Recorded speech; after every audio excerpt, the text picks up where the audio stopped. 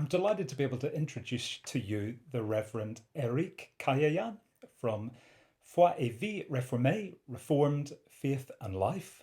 Eric is a Calvin scholar. He is interested in Reformation and post-Reformation theology in France. And we're going to talk together now about the Institutes of the Christian Religion and particularly the French versions of that text. The first French edition, which emerged, came out in 1541, and that's accessible to us in several English translations. Perhaps the best well known is this one by Elsie Ann McKee. And in that edition, we see the 1536 edition of the Institutes, now significantly augmented into this longer version, which is fuller and aimed for an audience in France. Eric, welcome. I wonder, could you tell us a little bit about what had been going on in Calvin's life in the years leading up to the production of this first French translation of the Institutes? We know that this French version, this first French version, appeared in 1541. That is, after Calvin had returned to Geneva. So it is preceded by a stay of 3 years, more or less, in Strasbourg, in the company of Martyn Cowan, and it certainly played a very important role into the shaping of these new institutes, which is indeed a translation from the Latin of the 1539 institutes, the second Latin version, which was released when Calvin was in Strasbourg. But in the meantime, Calvin had written his first and published his first commentary on a biblical book, and not, if I may say this, not any book in the Bible, but the Epistle to the Romans. And that would become, that was the first of a series of commentaries. We know that as exegete and commentator, Calvin had a tremendous activity. By the way, those who say that Calvin tried to avoid to have to write on Revelation, we must then, if that is the point that we make, we must also say that he tried at all costs to avoid to write a commentary on 2nd John and 3rd John. But this being said, it's obvious that this version in French is of great significance in terms of its new shape, of its organization, but also in terms of history of literature and the history of the French language. It is a milestone in the French language in the 16th century. Okay. So Calvin's been exiled from Geneva. He's been in Strasbourg. He's been presumably preaching, lecturing, and writing this commentary on the Book of Romans. We know as well that he's been engaged in extensive reading of the Church Fathers when he's been in Strasbourg. And he's also been seeing a Reformed church with some years behind it. He gets that real sort of sense of what it's like, and he's pastoring a congregation with French exiles. So he returns to Geneva with this translation ready for publication. The Institutes, it's going to be an expanded version.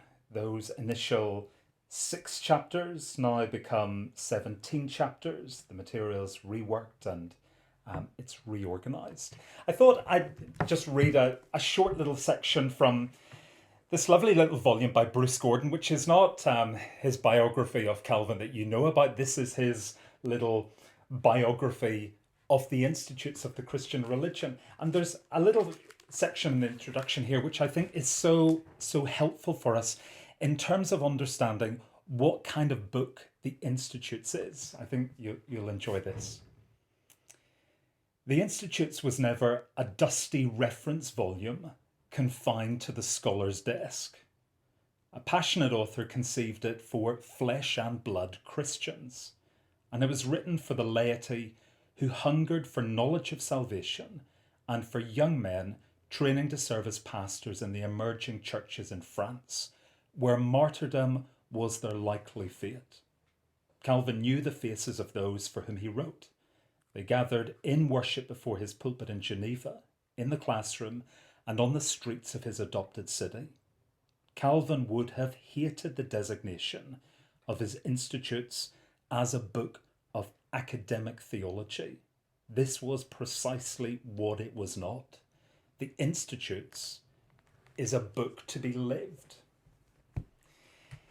Eric, could you tell us a little bit about the French context of the Institute? So even thinking about, this first edition, which came out in Latin in 1536, we've got this really significant preface to that, which is going to come in all subsequent editions of the Institutes. What's the significance of that preface for a French audience? This text is a remarkable text in more than one respect. Number one, it is addressed to the King of France. It addresses the king with all the necessary decorum and the necessary respect, but very quickly the tone is, "You've got to listen to me, sire. Your Majesty, it is your duty to listen to me because you are going to be confronted with some drastic choices to be made, and you are not to make the wrong choices." When he challenges the king and tells him that a king that is not intent to bring proper reformation and submit his own rules and the way he governs to the yoke of Christ, that it is actually no better than a thug and a thief. That's what stands literally there. And you imagine that this young man, who had been at the court of France in Paris, it was not Versailles obviously, yet it was the Louvre, but he was familiar to some court circles. He had to escape a first persecution, serious one in 2 years earlier than his first version of the Institutes in 34. And he's not from the nobility, but he finds the courage to write in a very lofty way, but in no uncertain terms about what is the mandate given to a king. That's already politically a great thing. And the second one, even before getting to the language, which has struck me, and I don't believe that it has received enough attention. There had been people in France advocating reformation of the church. We know about the Circle of Meaux, Guillaume Brissonnet, Gérard Roussel, and all these people, Lefebvre d'Etaples, Faber Stapulensis, and these people. But there came this famous affaire des placards, where a pastor from Neuchâtel, Marbourg, and colleagues decided to print a violently anti-popish and anti-Roman Mass pamphlets, which they even went to affix to the door of the bedroom of the king. What an offense. Plus, it's the time, remember, we are in the mid-30s, where Germany is in full-fledged civil war, with the War of the Peasants and everything, where the authorities, the established authorities, are being threatened, and Luther has this reaction of telling, well, we've done everything we could to get these people to understand what is a true, authentic reformation and what is just anarchy and disorder, and that cannot be tolerated. So the situation politically is extremely volatile. The possibility that France would fall into full anarchy is there. But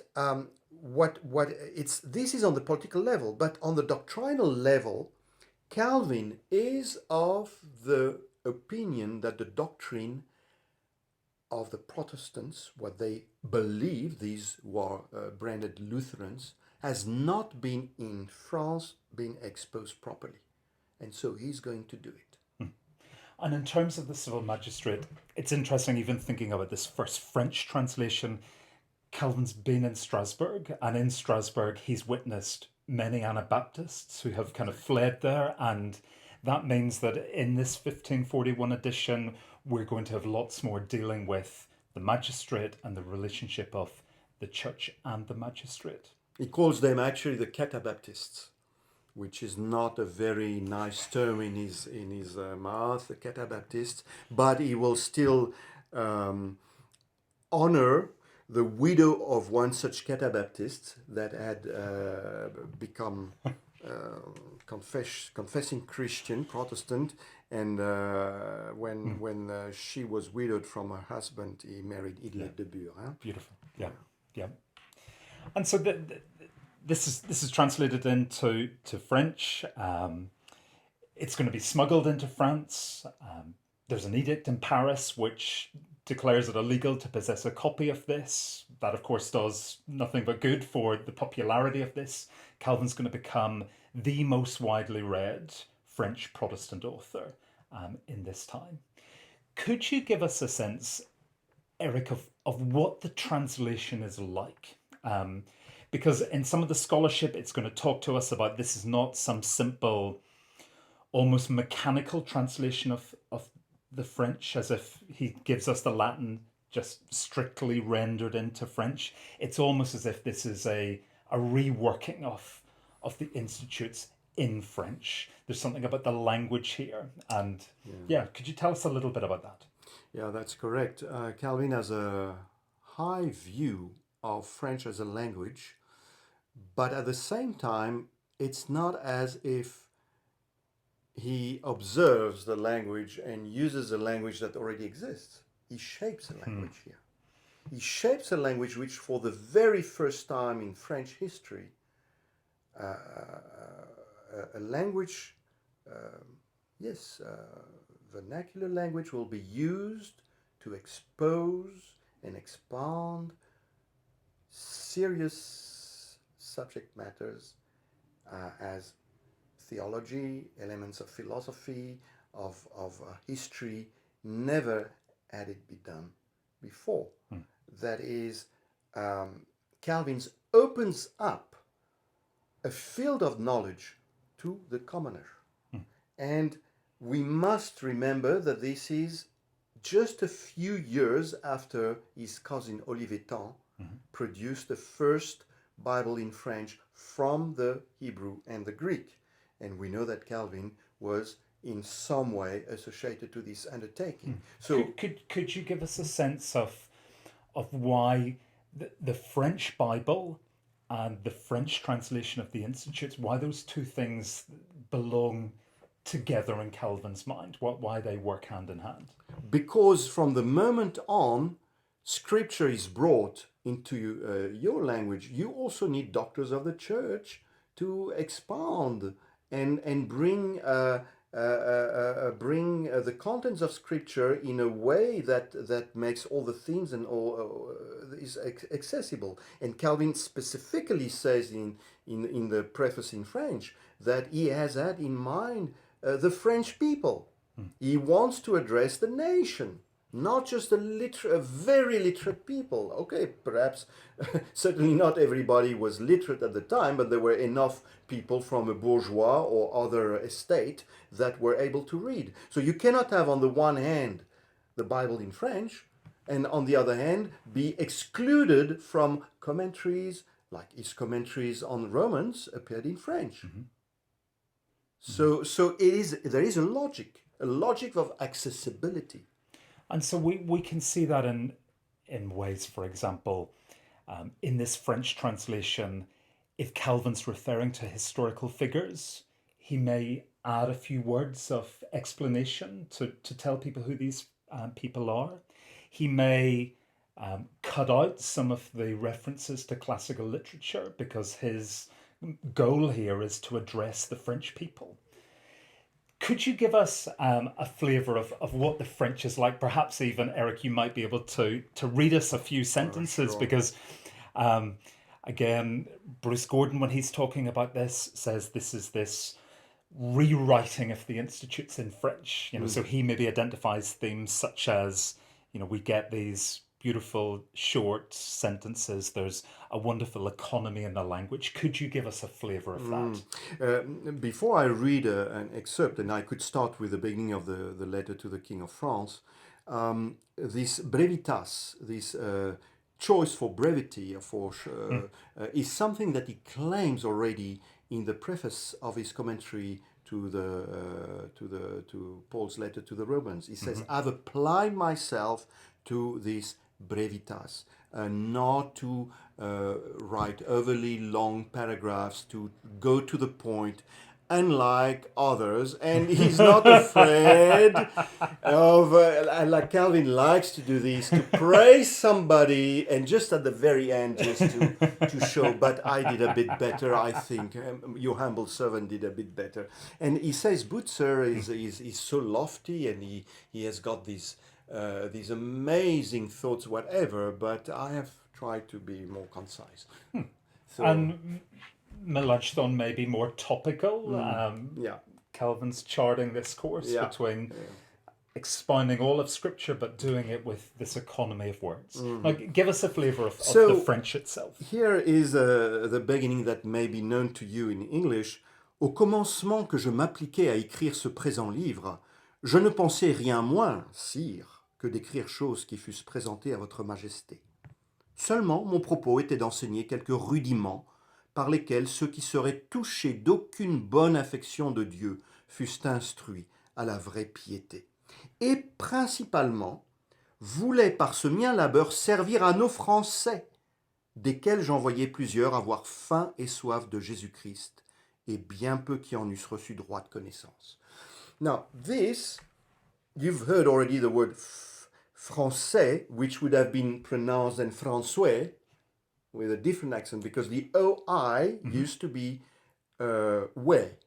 Okay. And that's towards the end of the 16th century already, that especially in Paris and other places, the pronunciations changed and that it became wa, which Beza sorely regrets and laments about this loss of authenticity in one of his treatises. But what he says there, that he wanted to bring, originally, before the persecution broke out, and then he felt he was compelled to stand in the forefront, to expose the doctrine in a proper way.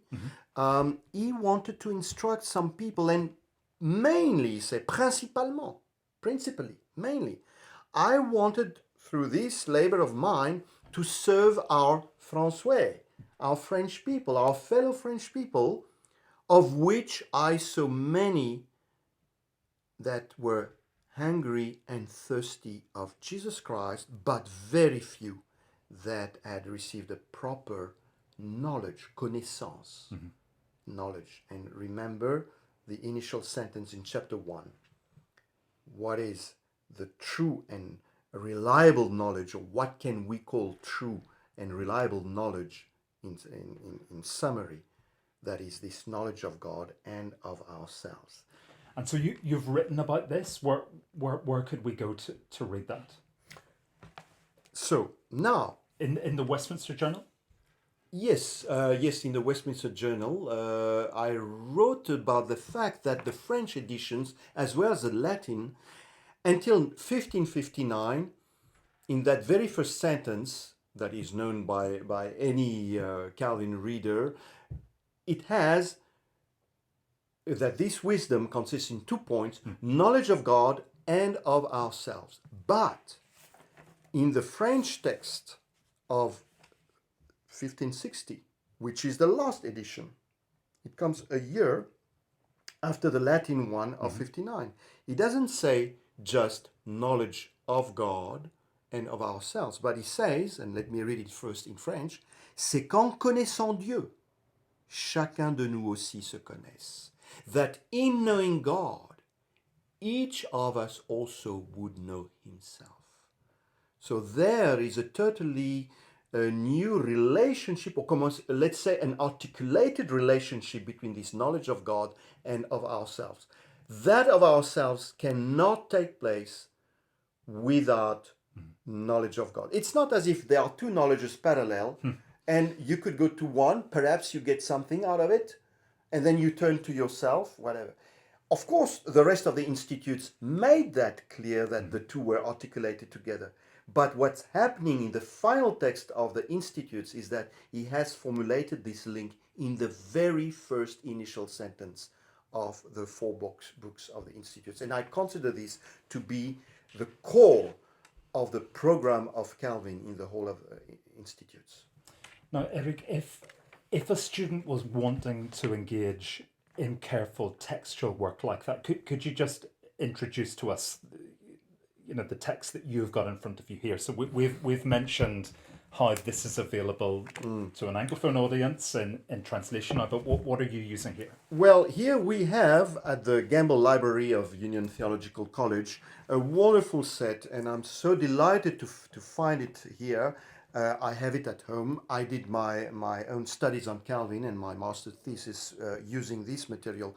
The 5 volumes of actually there are 4 plus volumes of glossary, notes, references, but this is the edition in French that was produced by the Centre National de la Recherche Scientifique, the National Center of Scientific Research, between 1957 and 63, the editor being Jean-Daniel Benoit, who was a professor at the Faculty of Theology of Strasbourg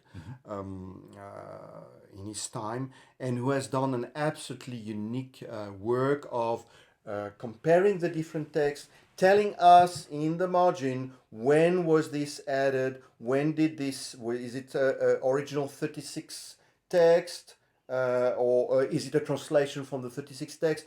Did it appear in 41 in the French? What are the developments that we find in the 59-60 edition?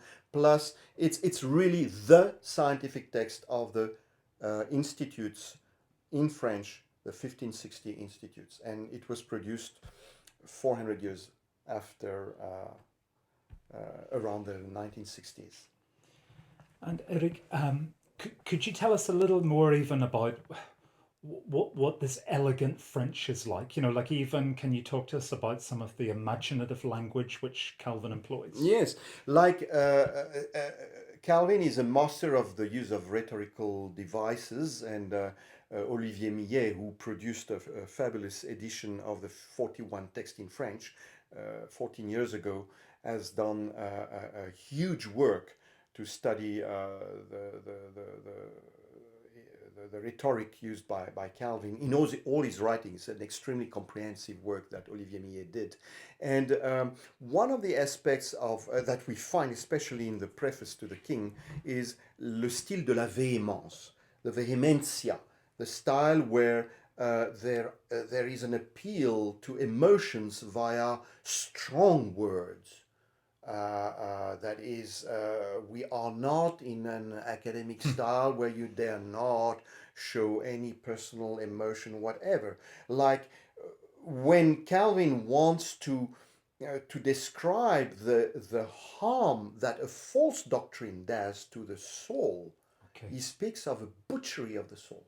Okay, so there's this sense of, especially in the French version, Calvin is wanting to say, here are scriptural reasons why this doctrine is not true, and here are almost experiential reasons why this is not true. This robs a believer of the confidence and the assurance that they ought to have. And what is important to note is at the very end of the preface, when he describes the persecutions that have been unleashed by La Sorbonne, the faculty of La Sorbonne in Paris, this old lady of 800 years today. La Sorbonne was created in the mid 13th century, but in the 16th century it was, above all, it was dominated by extremely Romish, Popish board, and they were intent to forbid any possible Lutheran ideas or even publication of the Bible in French. And for him, the butchery of the soul, that is the false doctrine, which will kill you spiritually, is on par with the butchery of the bodies that the same people triggered in France. There is a relationship with them. They are not just killing your bodies and throwing you into the flames and doing this and that to you, but they are more than that. They are doing a butchery of your own soul, which is almost worse. So the rhetoric means used are very comprehensive, and of course, in this respect, Calvin also addresses the king, saying, "It's not your fault. It's these people, and you're not well informed. They are giving you the wrong information. But come to me, and I will tell you what is a true situation." Eric, could you tell us a little bit about how Calvin is viewed today in contemporary France, and to what extent are these writings, which were so influential even in the development of the French language, how are they viewed today? Nobody is a prophet in his own country, and if this applies to somebody, it applies to John Calvin French. I mean, when you go to Hungary and you are in Budapest and you see on Calvin Terre a statue of Calvin in the middle, you come here in Ulster and you see a beautiful place like this one, and you see a portrait of Calvin. When you go to America, you go to many places in South Korea, and many places, and sometimes some French people, and I remember when I lived in South Africa for many years, I remember having had a personal encounter with the Consul of France, and knowing that I was Reformed and Christian and Reformed, he told me that he was amazed that in his traveling he had realized that in many countries Calvin was highly viewed and respected, and that he did not understand why is that not the case in France. But there has been ever since the time of Calvin and after his death a huge propaganda to what one would call the black picture of Calvin, trying to malign him and to make him the dictator and this and this and that. And that, with the Enlightenment, it didn't go better. Perhaps also that Genevans, in course of time, they also rejected in a way the true heritage of Calvin when liberalism crept in. And so Calvin became a subject of history, of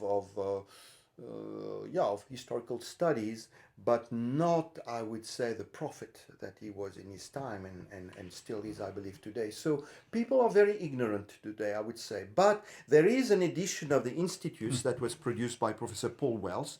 I've always said that our best Reformed theologian in France is an Englishman. And we have had, your principal has been contributing enormously also to the field of biblical theology in France when he lived there. But under the leadership of Paul Wells, there was a one volume of the 59 edition of the Institute that is translated from the Latin in modern French, that is widely available, and amazingly enough it has been successful among Catholic circles and other people, and you can order it online. This one you wouldn't be able to order it online. You would have to search long time to find this critical edition, this critical in terms of apparatus. But Paul Wells' edition, published by Kerygma Excelsis, is readily available, and it makes at least the ideas and the text of the Institute, the ideas, if not the language original, accessible. And are there ways in which, in your own ministry, you are making Calvin in French available to the French today? Yes. Yeah, tell us a little about well, that. I am in charge of a ministry of evangelism and I would say disseminating the Reformed faith and worldview, and I use social media, and we have a Facebook page, we have an internet site, we have YouTube programs, and I do regularly quote when I speak about a topic or another. I quote from Calvin, and I try to quote in a way that will be without betraying the meaning, taking too much out of the context, but I do make use of Calvin. And I believe in France, It's important to refer even contemporary French people to a French author. Uh, I don't want to shock anybody here, but the word Puritan in France is like a curse word. If you want to insult somebody, you call him a Puritan. Uh, I speak now very cash and very because this is important to understand in French culture. Um, Number one, there is a confusion because many times those are just cliche and confusion. There is an absolute confusion between what we could perhaps call Victorianism or Victorian attitudes and Puritan. Uh, but those are you historically you may find trace links and whatever, but those are two different times and And it would be the same in a British or a North American context with the exactly, language. exactly. So, if you would, you see, in French, a Puritan is somebody who has no joy in his life and he detests sex. He's rigid. He's a fundamentalist. But today, the neo-Puritans, because you find that, are not the Christians anymore and the Presbyterians. The neo-Puritans are some kind of hyper-rigid feminist and hyper-rigid woke people. They are the neo-Puritans. How do you get to this amalgamation, this kind of mixing notions? It's part of the irrationality of much of our culture, which has no historical understanding. But this being said, and I have been thrilled to share with you that there is a university nearby where I live, the University of Tours, where the Puritans authors have been introduced in the program of advanced English students. And they want to explore a little bit the political and literary and also religious influence of the Puritans in a French program in a French state university. So I find that very encouraging. Yeah. Eric, we've talked obviously mostly about Calvin. We've mentioned Levitin. We could think of someone like Farel in the story that we here might be most familiar with. Could you tell us about some of the other French Reformation and post-Reformation theologians that we ought to be familiar with, maybe especially those that you've got research interests in? Yeah, because it looks to me as if for the Reformed and Presbyterian world in general, although this has changed thanks to the research of very, very good and apt scholars the last 30, 40 years, but for a long time it looks to me as if the Reformed world believed almost that after Calvin and the Bartholomean Night, that was it. There was gone. No more Protestants in France, nothing. But one must never forget that with everything that happened, with even 30 years of intense and horrible religious wars, between the death of John Calvin on the 27th of May 1564 and the revocation of the Edict of Nantes by King Louis XIV on October 1685, that gives you 121 years. Yeah. And for 121 years, there was a presence of noted pastors and theologians in France. And many of them had to expatriate themselves, like François de Jon, Junius, who was in Heidelberg, and he was in Leiden, and he was in many places. But we have a host of remarkable pastors and theologians well into the 17th century, basically up to the revocation of the Edit de Nantes. And so Junius, give us another name of someone that people should go and get a little bit of familiarity with to understand post-Reformation life. So you see, there was this church outside of Paris, the Charenton, and in Charenton there was a huge church building that could, according to witnesses, accommodate up to 15,000, 16,000 people. on several stories. You had more than one pastor there. You had about 4 pastors at the time. You had Pierre Dumoulin, Molineus. You had Jean Daillé, that Daleus, which is a little bit the one I am getting interested at the moment. You had Charles Drelincourt. You had Michel Le Faucheur. You had Jean Mestrezat. You had later on a new generation like Jean-Claude. And when you read their treatises, their sermons, it's a host of it's jewels. These people are no less brilliant and remarkable preachers than what you would consider in the Puritan world. And they have an international reputation. So Daillé's work is translated into English, and some of the theologians that perhaps people taking the MTH would be most familiar with in an English context, they're reading people like Daillé. It's a good reminder that we need to understand these ideas in this wider context. Eric, thank you so much for sharing with us. Thank you for giving us a real flavour of Calvin in his own mother tongue. Thank you for telling us as well about your own ministry, and we pray that the Lord would bless and cause great fruit to come from your labours of bringing the gospel message rediscovered so clearly in the 16th century to French people in the 21st century. So thank you very much. And thank you for having me. Great pleasure.